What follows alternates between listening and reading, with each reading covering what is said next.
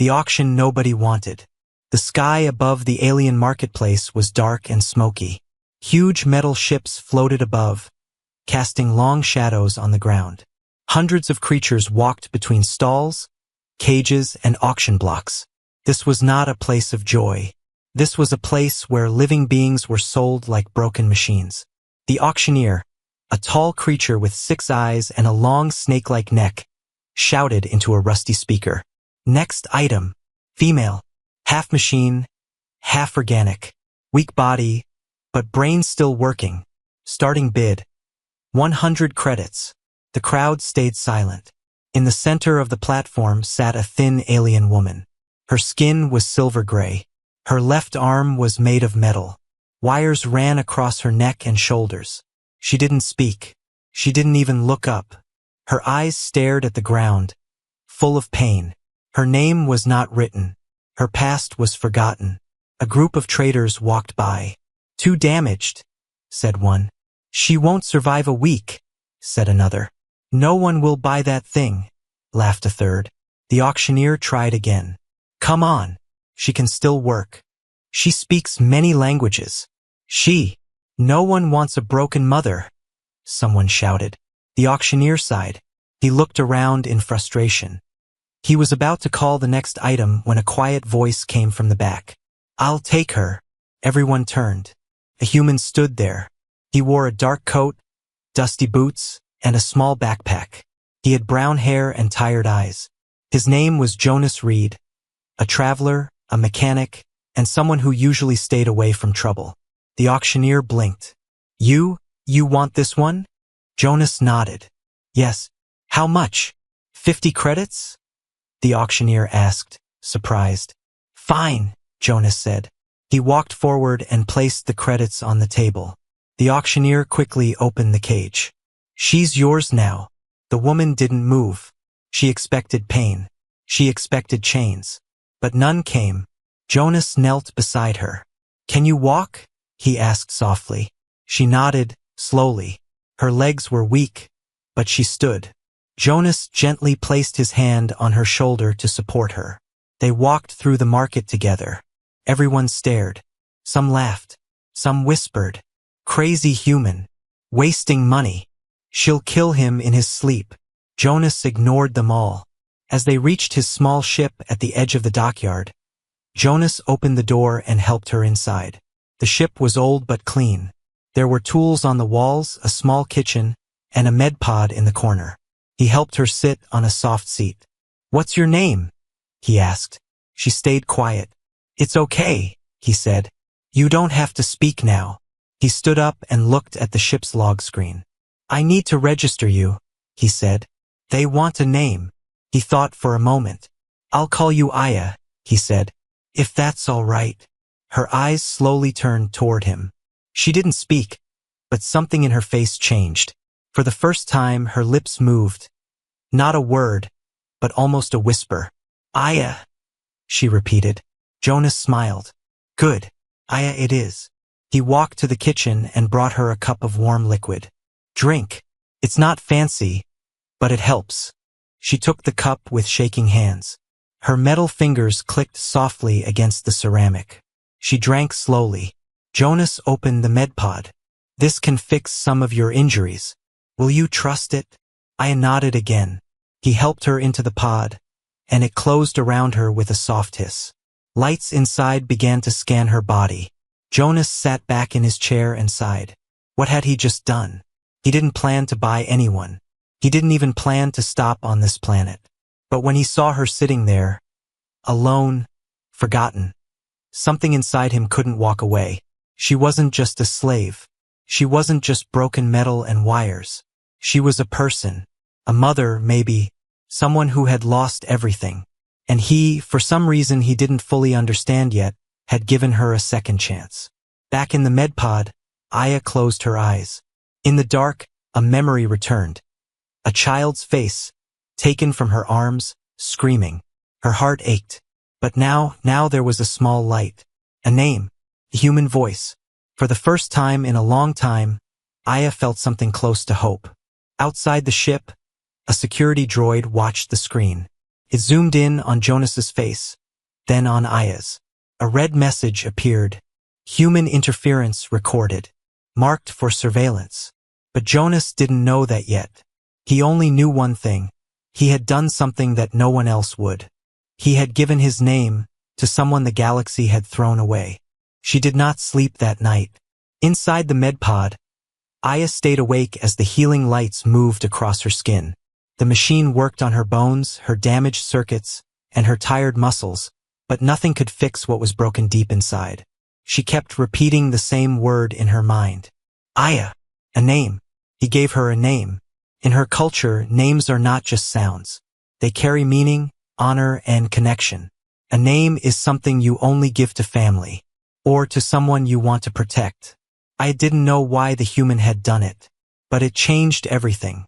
While the medpod continued its work, Jonas sat in the cockpit of his ship, staring out at the stars. He couldn't sleep either. He had made a strange choice. Why did he save her? He didn't believe in heroes. He wasn't a soldier or a leader or anyone important. He fixed broken things. He traveled from one station to another, helping people, earning credits, keeping his head down. But today, he had made a choice that didn't make sense. Still, he didn't regret it. The next morning, the medpod door hissed open. Aya stepped out slowly. Her metal leg had been repaired. Her spine was straighter. She looked stronger. But her eyes were still tired. Jonas looked up. You look better, he said. She nodded. The machine helped. He offered her a seat at the table and placed a bowl of food in front of her. Aya sat quietly. Jonas took a deep breath. Look, I don't know your story. You don't have to tell me anything. But if you stay here, I'll give you food. Place to rest. You're safe. Aya looked at him carefully. Why? She asked. Jonas blinked. What do you mean? Why did you buy me? She said softly. Why did you give me your name? Jonas looked away for a second. Then he said, because nobody else did. He got up and walked to a small cabinet. He pulled out a tiny silver pendant, old worn, shaped like a human child's toy. This belonged to my sister, he said. She was taken when I was a kid, by pirates. My family never found her. Aya stared at the pendant. I couldn't help her, Jonas continued. But I can help you. A long silence filled the room. Then Aya spoke. I had a son. Jonas sat down. They took him from me, separated us, sold him to another ship. I was too weak to fight. Her voice shook. I don't even know if he's still alive. Jonas's eyes narrowed. Do you know where they took him? She shook her head. But I remember the ship's mark. A triangle with a burning eye in the center. Jonas stood, walked to the ship's console. That's something we can start with. I stared at him, confused. You're going to help me find him? She asked. Jonas turned around, eyes serious. I gave you my name. That means I don't walk away now. For a moment, Aya didn't speak. Then slowly, she smiled. Just a little. And then she did something unexpected. She stood, walked to the workbench and picked up a half-broken circuit board. Her hands moved quickly, expertly. In minutes, she had rebuilt a simple scanning device using junk parts. Jonas watched, impressed. Where did you learn that? Aya said nothing, but her fingers told the story. She was no simple slave. She was an engineer, a brilliant one, maybe even more. She connected the device to the ship system. The scanner lit up. A map appeared, filled with ship routes and cargo records. I can trace the symbol, she said. Jonas stared at her. You're full of surprises, he said. I looked at him, calm now. I want my son back. And I want justice, Jonas replied. They looked at the screen together, two strangers bound by loss, standing at the edge of something bigger. Outside, in the cold space between stars, a signal moved silently, from the scanner to a dark station far away. A voice received the message. She's alive, it said. And she's not alone. She didn't sleep. Again. But this time it wasn't fear. It was purpose. While Jonas snored softly in the back cabin, Aya sat alone in the ship's engine room. The only light came from the glow of a small blue screen she had built using scraps. Wires twisted like vines across the table. Sparks flew as she connected two pieces of alien tech. Her hands moved fast. Too fast for someone still recovering. But Aya wasn't just healing. She was remembering. Every circuit she touched brought back flashes of a life before the cage. Back when she wore a white coat instead of shackles. Back when other aliens called her lead engineer Aya 3. She had built weapons, shields, stealth drives. And one day, she built a life, a child. She paused. The screen blinked. She was ready. The next morning, Jonas woke up to the smell of coffee and the soft hum of the ship's engine. He walked into the cockpit and froze. Aya was in the captain's seat, not just sitting flying. "You know how to pilot?" he asked, surprised. "I learned," she replied calmly. Jonas looked around. The navigation system had been updated. Maps he'd never seen before were now organized by color. Aya had upgraded his ship overnight. Jonas blinked. "I should pay you to stay here." Aya didn't smile. She just turned the screen toward him. "I found the symbol." Jonas leaned closer. The burning triangle. It was connected to a slave ship called the Holofong, now docked at an outlaw space station named Verta 9, deep in the gray zone. A place where law doesn't go, and the worst people do. I zoomed in. "There are thousands of IDs listed in their cargo logs," she said. "I found one. Code I remember. My son." Jonas exhaled slowly. "Then that's where we go." Aya looked at him, her face cold, calm, but her eyes burned. "I will burn that ship to the ground if they hurt him." Later, while Jonas worked in the control room, he noticed something strange. One of the ship's security cams was turned off. He checked the feed and saw Aya in the engine room again. This time, she wasn't just repairing anything. She was building something. Something that looked like a small black cube with blinking red lights. Jonas narrowed his eyes. "That's military tech." He walked in slowly. "Aya, what are you making?" Aya didn't turn. "A signal blocker. For stealth. We'll need it if we're going near pirates." Jonas paused. "You didn't tell me you were a weapons engineer." Aya turned now. Her voice was calm, but clear. "You never asked." Jonas stepped closer. "What else haven't you told me?" She stared at him. "You say you gave me your name. You say you trust me. But you still think I'm dangerous." Jonas looked down, then nodded. "Yeah, a little. You're full of secrets, Aya." She stood slowly, walked over to a wall panel, and pulled out a metal case. She opened it.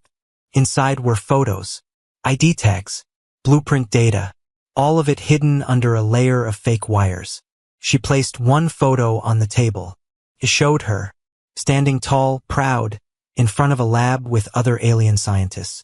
She wore a badge, Aya 3, Systems Commander, Orion Arm Research Fleet. Jonas stared. "You were important." "I was," Aya said, "until my people betrayed me, sold me to pirates in exchange for weapons contracts. They took my son, told the galaxy I died in a lab fire."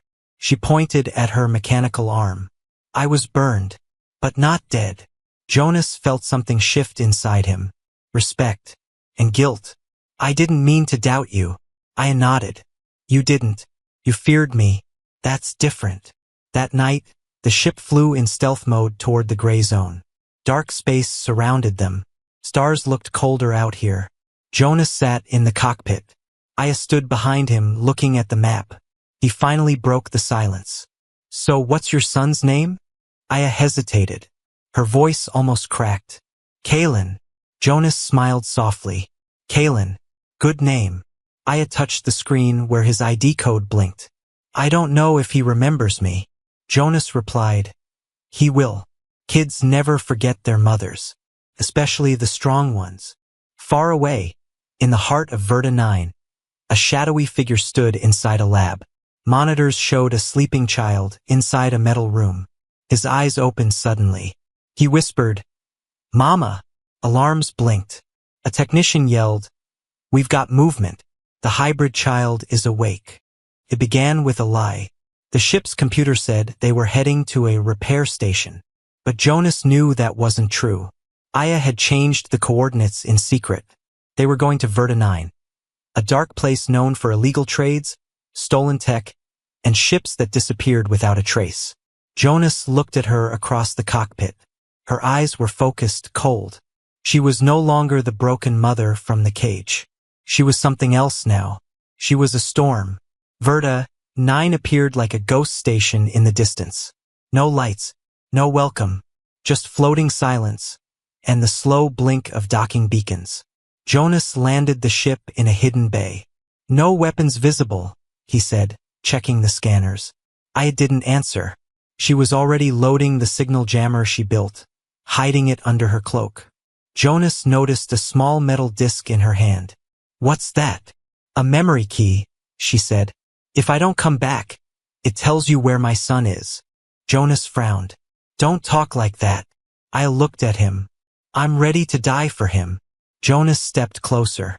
Then I guess I'm not letting you go alone. Inside Verta 9, everything felt wrong. The air was heavy. The walls were stained with old smoke. Broken screens showed strange ads in unknown languages. They walked past cages, some full of machines, some full of people. Aya's fists clenched. She remembered this place. This was where they tore her son from her arms. They reached a locked door with a blinking panel. Aya plugged in her device. It made a soft beep. Jonas pulled out a shock baton, not much, but it was all he had. The door opened. Inside was a cold lab, full of machines humming in the dark. At the center was a glowing glass chamber. Empty. Jonas whispered, "He's not here." Aya stepped forward and tapped the control panel. A message appeared.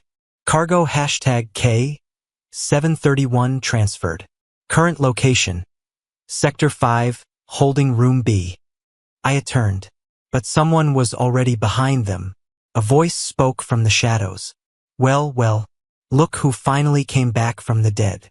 A tall alien stepped forward, part flesh, part steel, with glowing red eyes. A bounty hunter. He smiled. "They said you wouldn't come, Aya, but I knew better. You love that little hybrid too much."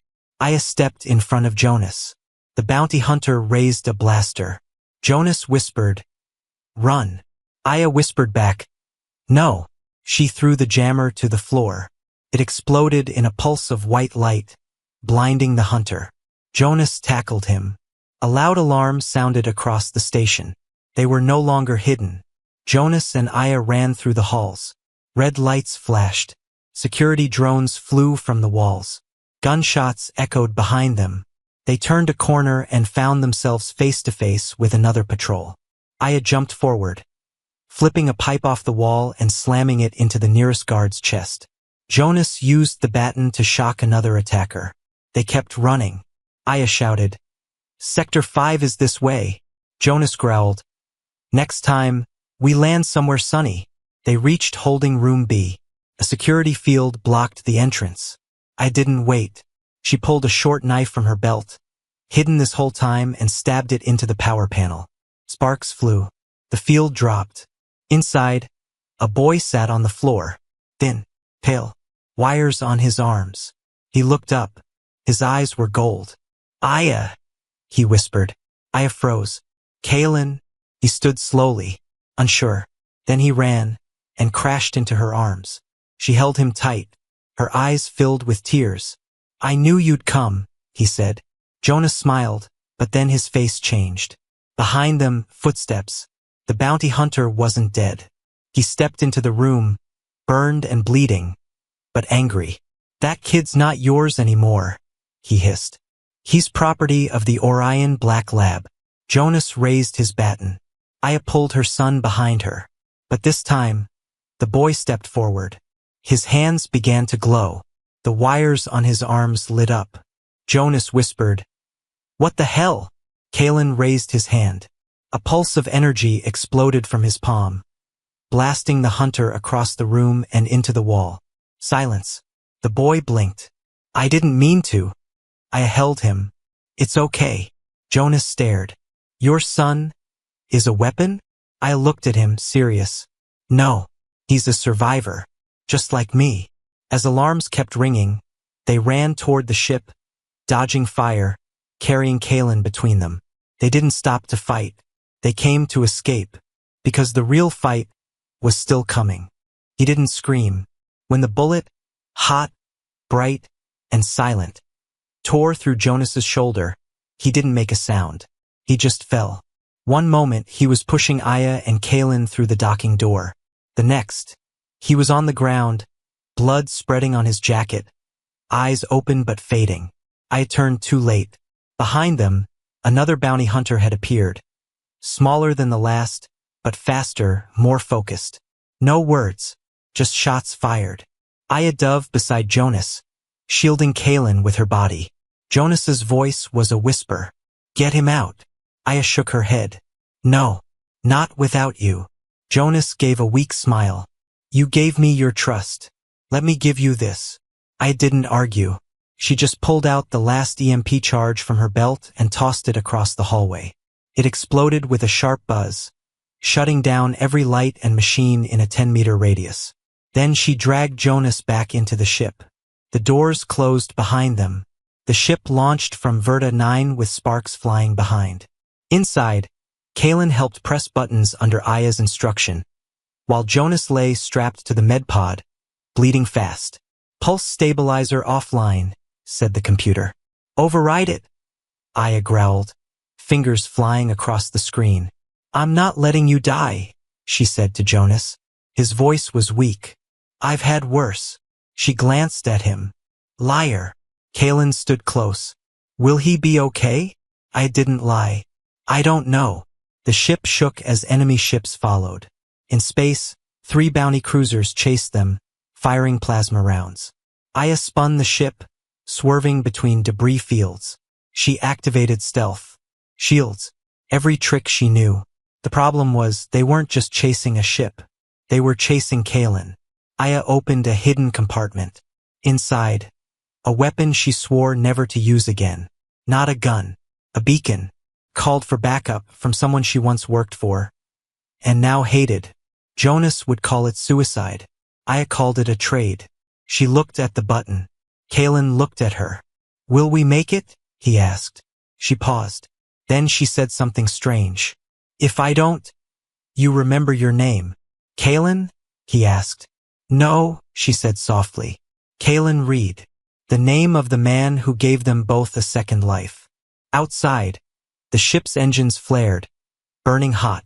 2 enemy ships closed in. Aya did the only thing left. She turned the ship around. Jonas, half conscious, mumbled, What are you doing? Aya smiled at him, a sad smile. Buying us time. She locked the ship's controls to Kalen's console.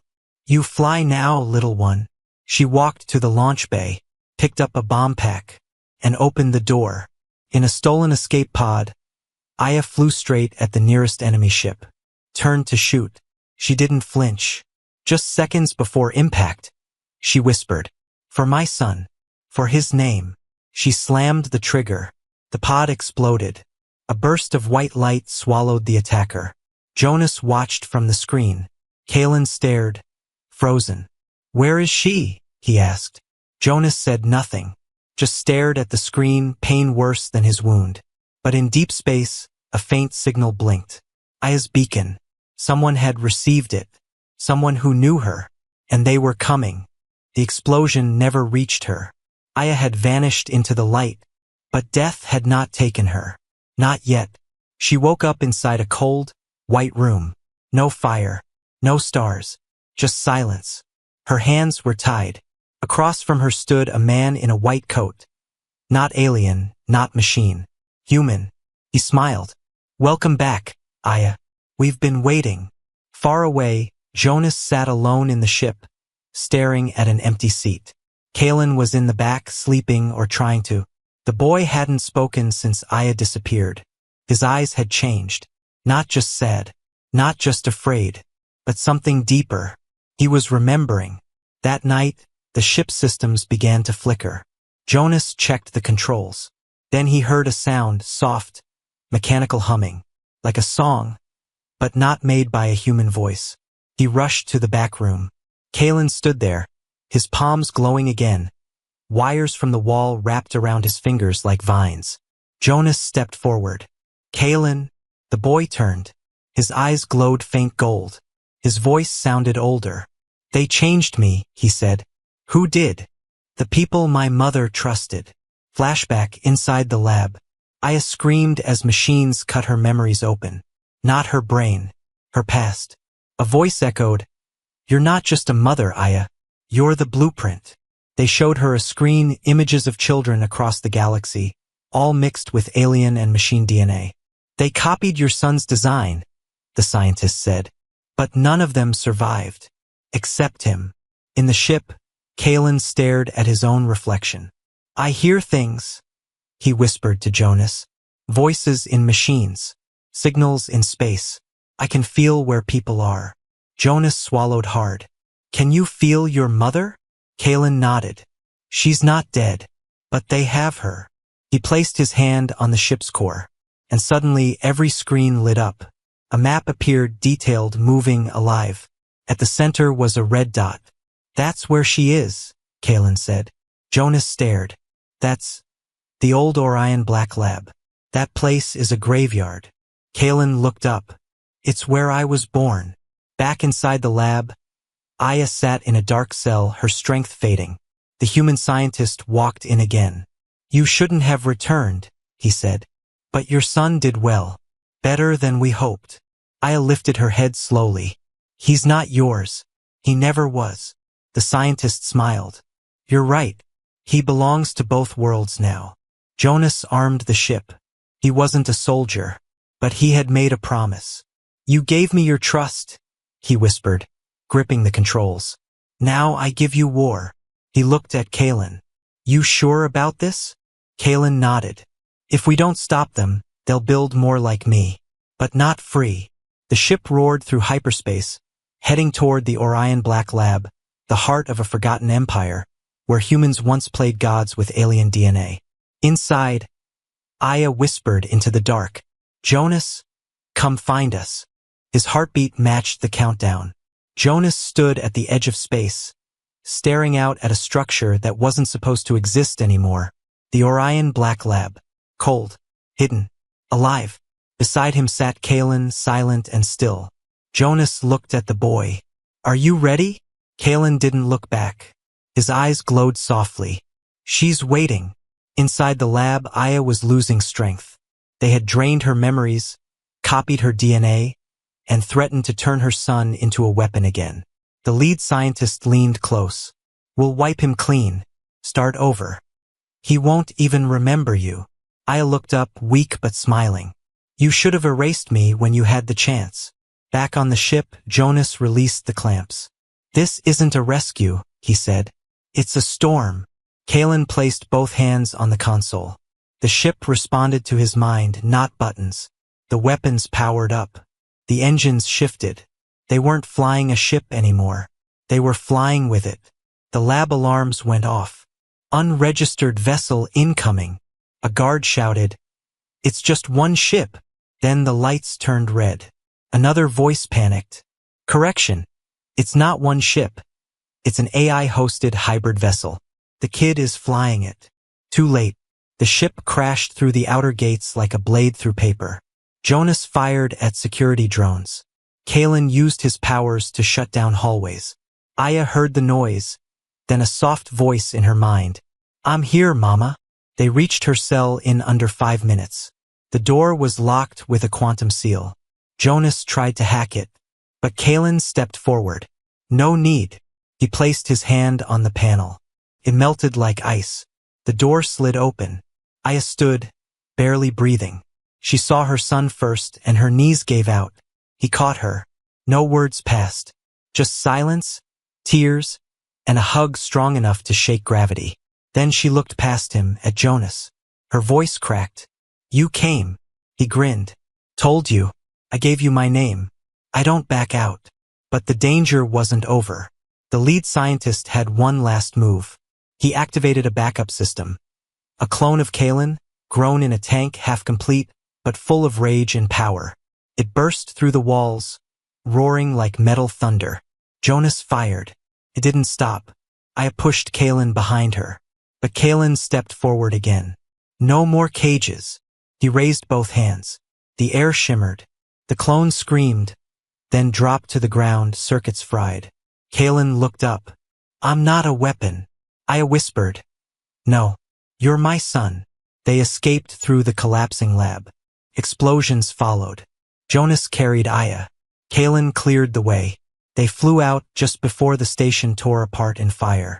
Behind them, years of pain and secrets turned to dust. Weeks later, on a quiet planet with green skies and soft rains, Jonas sat beside a table repairing a toy ship. Aya brought tea. Kalen played outside, laughing, smiling, finally free. She sat beside Jonas. You saved us both. He shook his head. You saved yourself. I just showed up. I smiled. You gave me something no one else did. Jonas looked at her. A name. She nodded. A family. A small plaque sat on the wall behind them. Carved into smooth metal, it read, Aya Reed, Kalen Reed, Jonas Reed. Not born together. Chosen together. One name. One family.